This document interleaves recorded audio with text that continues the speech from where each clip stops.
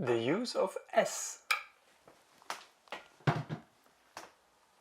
There's three kinds of S's, which often leads to confusion and most people are not aware about. There might even be a fourth kind, who knows, but let's take a look at the three kinds that I have found. There was a question asking, why is there an S used in the following sentence? Ich fahre in Urlaub, weil es mir im Garten zu langweilig war. So they used an S here, although it is not obligatory, I would say. I did some research and sich langweilen seems to also be fine without an S. There's a couple of these verbs that I will put into the course. And this S here doesn't refer to anything, not to a neuter object that has been mentioned before. It doesn't refer to a sentence that follows. That's one of the S's that might occur. So it is what we call an expletive S. Expletive means completing. Because without the S, the sentence wouldn't have a subject, and that feels weird for some people, so they just put it there. Yeah? Es ist mir langweilig. But this expletive S vanishes as soon as you put another thing on the first position, the object. Yeah? Mir ist langweilig. So expletive S's are like divas. Yeah? Either they are number one, yeah, or they're gone. And by number one I mean also after pusher, like in my example, weil es mir langweilig war. So you have to listen a little bit to how people use the S around you. Some people might use it, but in this example I wouldn't use it. Second use of S, a simple S.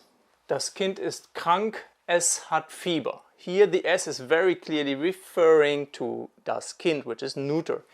S can only always refer to a neuter noun that has been mentioned in the sentence before. Yeah? That's the easy S.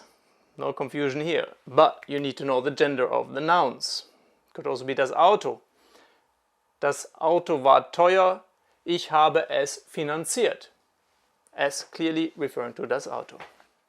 Then there is a third kind of S, which we call a correlate.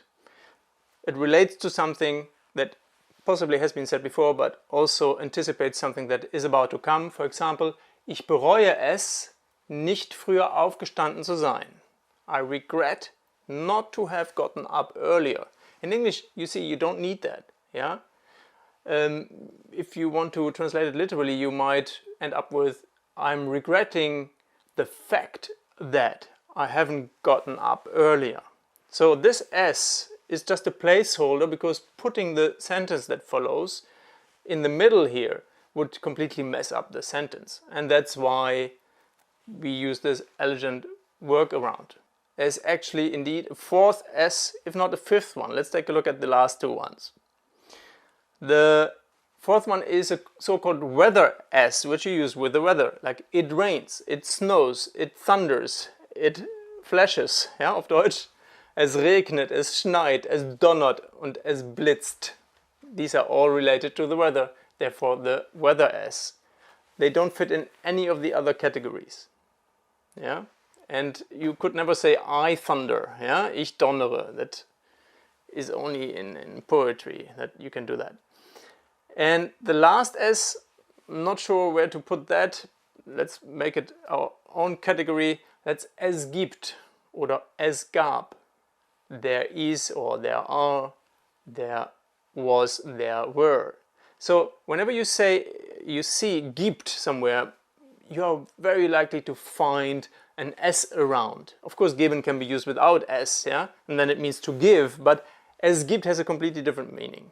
It's a bit like il y a in French, yeah. Also, it's just a fixed phrase I've learned by heart. I haven't taken it apart. So the same here. Es gibt is kind of a fixed expression, meaning there is, there are. Yeah, used for singular and plural alike. So these are now all the S's you need to know about. Ja, vielen Dank für deine Aufmerksamkeit und weiterhin viel Vergnügen mit deinem Deutsch.